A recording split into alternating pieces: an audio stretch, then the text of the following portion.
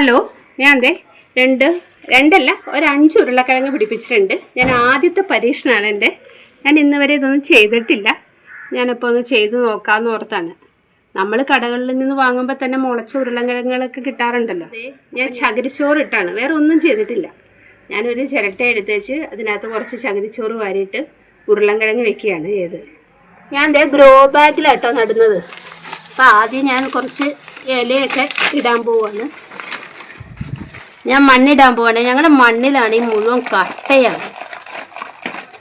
ഇത് കണ്ടേ, ഇത് ചാണാപ്പൊടിയാണ്, വേപ്പം പിണ്ണാക്കും.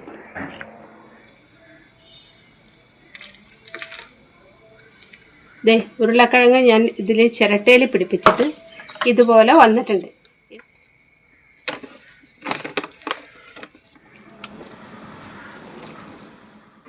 അപ്പം ഞാൻ ഇതുപോലെ ഞാനൊരു 5 എണ്ണം കൂടെ നട്ടിട്ടുണ്ട്. നട്ടത് കണ്ടത് ഞാൻ ഇതുപോലെ തന്നെ ഗ്രോ ബാഗിലാണ് 5 എണ്ണവും നട്ടേക്കണത്.